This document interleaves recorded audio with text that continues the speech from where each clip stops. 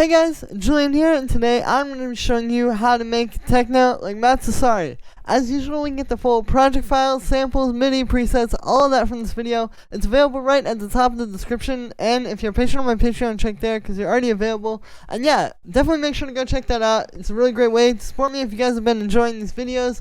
And yeah, let's dive in. So, this is a little from the intro. We're at 127 BPM. The first sound that we have going on here is these stabs. So, I'm actually just going to show you these all together. Basically, all these stabs up here, all these little sounds.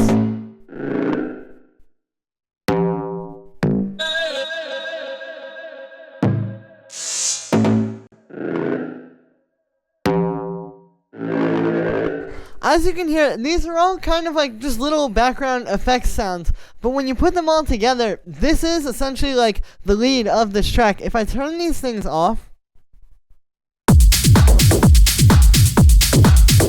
you know, of course, the main elements are still there, but these, since there isn't like a lead playing a melody or something like that, these are serving that purpose. So the idea here is that we have something happening pretty much every second. You know, as soon as something stops, as soon as you stop hearing the reverb or whatever ringing out from the last sound, you get something new.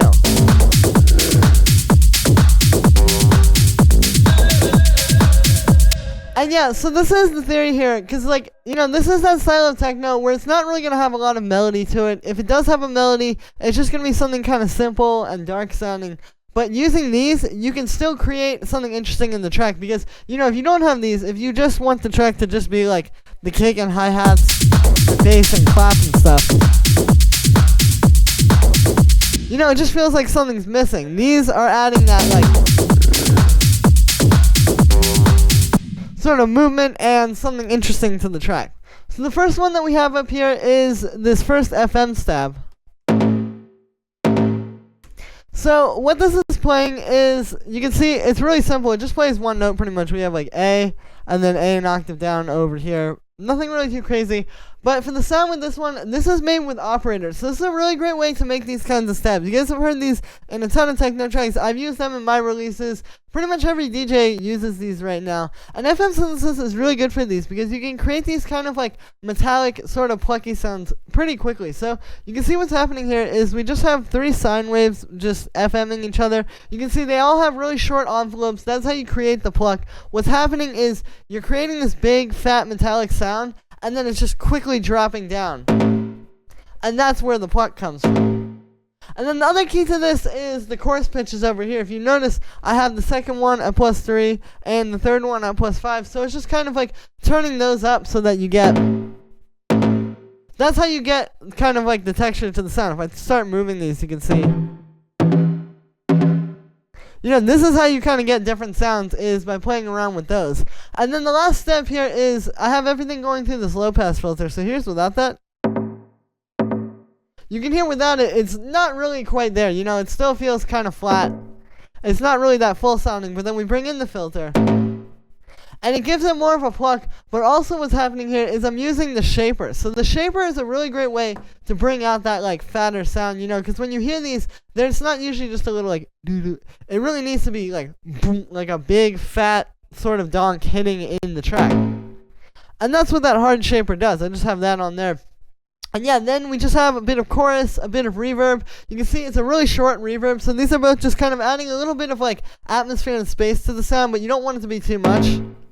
Then we just have a bit of drum bus, which gives it that last little bit of fatness and really brings it out. Here's without that. And with it, so you can hear how that gives it the last little push. And then finally, we just have a high pass filter cutting out the lows. And yeah, that's it for the first FM stab. And then after that, we have the second FM stab. So this is doing the same thing as the first one. It's just playing A and then A an octave down. And this one is also made using operator with some FM synthesis. So you can see this is almost kind of like a different variation on that first sound. You can see like with this one it's the same deal where we have the chorus pitches kind of in different places. I have the second oscillator detuned as well. That can give it a really cool texture. Like if I turn that off, you can hear it gives it more of like a metallic sort of thing. You can also see the envelope on the second one's a lot more open, so this is a little bit more like ringing out with a metallic sound. And yeah, and then those are going into the low pass filter. Just like with the last one, we have the shaper. I use the sine shaper here. Then I have the pitch envelope on this one as well, just to give it more of like that pluck, like you hear. And yeah, and then we just have a bit of chorus, a bit of a really fast echo, which you can hear really just kind of gives it some reverb, but it's a nice effect having that like sort of thing happening with the echo. Then I just have a bit of drum bus to beef it up and a high pass filter. And that's it for the second FM stab. After that, we have this little metal effects sound, as I've called it, which sounds like this. So what this is it's actually just some white noise inside of operator. If I turn off the resonator, you can see. Yeah, it's just white noise. I have an envelope on it so that it's kind of like going into the sound like that. And then that's just going through a bandpass filter with this 4-bit shaper on it. And then what's happening here is I put it into this resonator. You can see I tuned that to this low A, so then this is just creating like a metallic overtone. And yeah, this is just meant to be kind of like some interesting sound design. You know, it's a cool way to create something like to happen sort of at the end of every 4 bars, because you have all these little stabs and sounds happening. And then you just get a... and then it goes into the next part like that. So that was the idea behind this. And the resonator is just a nice way to make it, you know, a little bit more interesting. So it's not just like white noise. Then I have that going into an echo, so you can see that's really fast. That's how you're getting that like kind of faster sort of ambience on the sound / atmosphere. And then finally it's just a bit of drum bus. And yeah, that's it for that sound. Like I said, really simple, but it's more just about creative sound design and doing something interesting with it than it is about making the most complex sound in the world. Then we have this little Wreath bass.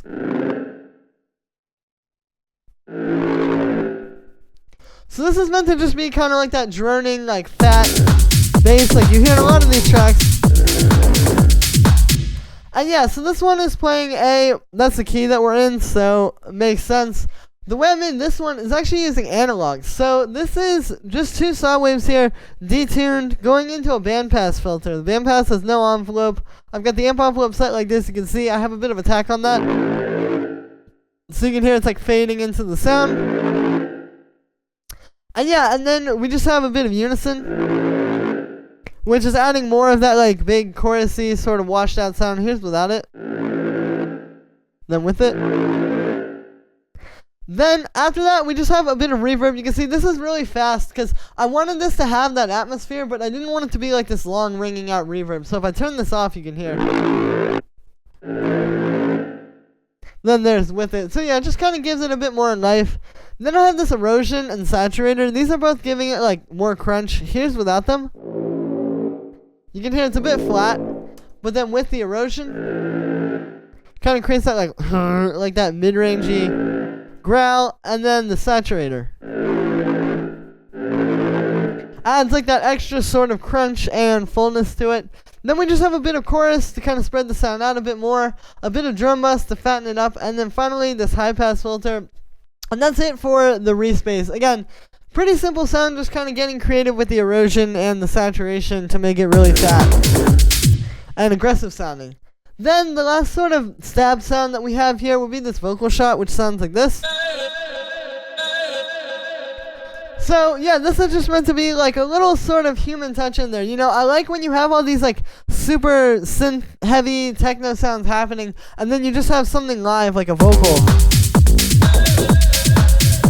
It really stands out in the track. And all this is just a simple vocal shot, and then I have it going through a bit of echo and some drum bus. So it's just giving it a bit of space and then kind of bringing it out. And also the drum bus can help to make that echo come out a lot more. Like when you're listening to the mix and you really hear that like in the background, it's because the drum bus really brings out the echo like on its own. You can hear the echo gets a bit buried.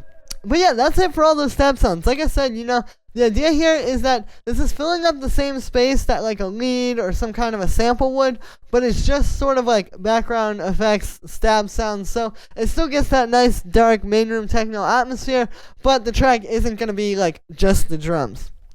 After that we have the hi-hats. So I'll just kind of go through the layers. The first one here is this main hi-hat. So the way this is made is it's just 2 layers. We have this hi-hat, You know, just like a big, nice, sort of mid-rangey techno hi-hat. And then I have the shaker layered under it. Which you can hear is really just like a quick... We're actually using that down here as well. But what's happening is then we get like the... like sharpness from this hi-hat. But then check out what happens when I bring in the shaker. So you hear that shaker is adding like the punch to the sound? There we go, that's why we layered that in. It's something you may not always notice, but a lot of times, like if you're just using this hi-hat, your hi-hats aren't really going to be that full sounding. Like when you play this with other tracks, it'll sound kind of weak. So you want to add in something like this to just add some fatness to it and really give it that punch. And that's the idea behind that, you know. It's not something that you would always be super, like, able to notice. Again, this really just sounds like one hi-hat, but it makes a world of difference. After that, we have this noise.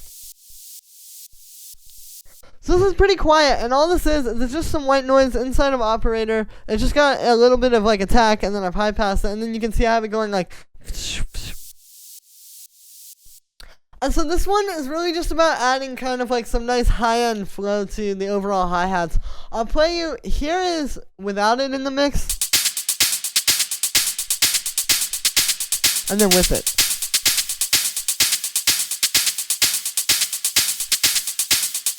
So it almost sounds like it's just part of the other hi-hats, but the idea here is that this is adding that like those really bright high-end frequencies that you just aren't really going to get from like a really fat mid-rangey hi-hat like this. So yeah, really simple layer, but it's a really good way to add that extra kind of like polishing and professional touch to your hi-hats. Then we have the shaker. So if I play this with the main hi-hat, you can hear. That's just kind of adding some extra percussive notes. The idea here is we have these two, which are just going like straight, and then you add in this.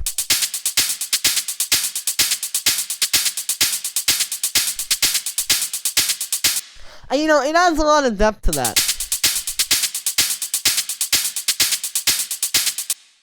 And yeah, and then the last hi-hat we have here is just this one. So this is just like this nice fat hi-hat, you know, just playing the 16th notes.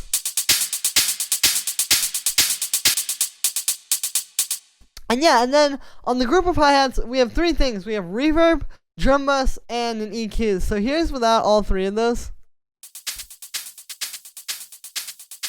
Then with the reverb, the drum bus, and then the EQ. So you can hear all three of these are just kind of bringing these to life. You know, the reverb is just giving it all a little bit more atmosphere, a little bit more space with the hi-hats. Kind of makes them feel like they're in the same room. And then the drum bus fattens them all up and really makes them stand out in the track and feel really full and big. And also kind of glues them together, you know, texturally, because what's happening here is now they're all getting that same saturation, so they're all going to sound closer together just by virtue of that. And then finally, the EQ here, it's just cutting out the lows and boosting some highs to really give sort of like the HD filter, so to speak, to these. But yeah, this is something I do in almost every video, but this is really like what you have to do. Like when you hear these tracks, and maybe your tracks don't quite sound on the same level, you know, you can't get your hi-hats to feel as full and to feel as together. A lot of times, this is it. Like, this is just kind of how it works. This is how you make your hi-hats feel really professional and full like this. And yeah, and then after that, we have this percussion. So just like this quick clap, you can see that's going through a bit of reverb. Very short reverb, just to give it a bit of atmosphere. And then some drum bus to fatten it up. And then we have this low, like, techno percussion here as well. Yeah, this is something you'd hear in a lot of these kind of tracks. The way I made this is it's actually like this percussion sound. And then I shortened it with the amp envelope. And then I have a bandpass filter on that. So it's just kind of like, you know, cutting it back to be a bit deeper and a bit more kind of like in the background. And more mid-rangey. But yeah, that's how you make that percussion. Like, this is in a lot of techno tracks, and it's not really, like, out there, like, the information about how to make these kinds of percussions. But that's how you do it, is you take something like this, and then you bandpass it and make it short and pitch it around. And there you go. And then I've got that going through a bit of drum bus. And then on the group of percussion, we just have a bit more drum bus and a high pass filter. So again, just like with the hi-hats, kind of gluing it all together and making all the percussion fit together really nice and feel really full. And yeah, and then the last thing down here is the kick and bass, which are kind of like one thing in this style.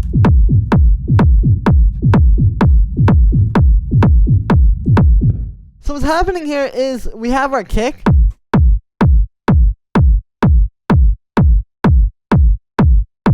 Like that. And then I have two layers for the bass. We have this rumble, which you can only hear actually with the kick. So the way this is made is I just have a blank audio track here, and then I set the input to just be the kick, and then what's happening is we have the in on. So if I turn this off, all this processing, you can see actually it's literally just playing the kick through here, and then I have the processing on this. So this is how you do this. It's just the kick, but with a bit of stuff. So the first thing here is this reverb. So that's just creating some kind of like sound essentially to turn into a rumble. Then we put that through this amp. And you can hear that brings out a lot of that low end rumble. As well as, you know, it converts the sound to mono. And then after that, all we have to do is just put on this low pass filter. And there we go, it's just the rumbly part.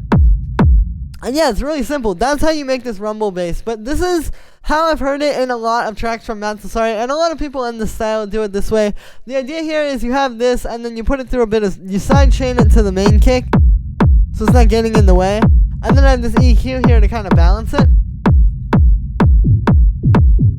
And then we add this bass on top, and this bass is made with the kick as well. What this is it's the same kick sample, but what I did is I pitched it up and I low passed it. So if you look at the MIDI here, you can see it's playing C4. C3 would be the original pitch, so it's a whole octave up from the kick that you're hearing. But then you low pass it, so you're getting just that like deep kind of stab like that.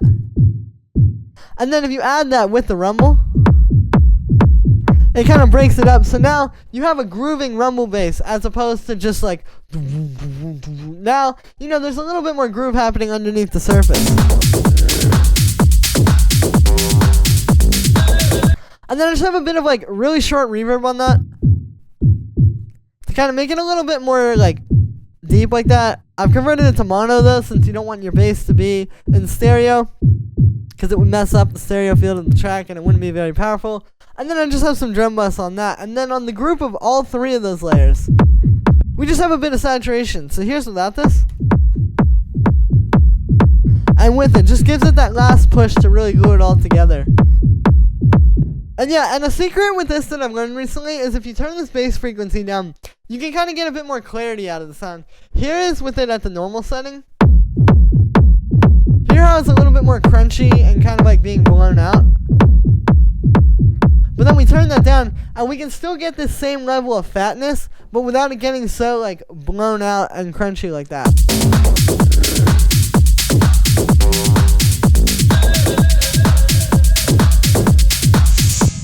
And yeah, so that's me for this video, guys. I hope you enjoyed. As always, make sure to like this video as well as subscribe, and let me know what you think of this video in the comments. Like I said in the beginning, you can get the full project files, samples, and MIDI and presets. Everything like that from this video is available right at the top of the description. If you guys enjoyed this video and you guys have been enjoying my videos, please consider checking that out, because it's a really great way to support me, you know, with everything going on right now. Every little bit helps. And yeah, thank you so much, everybody, and I will see you tomorrow with another video.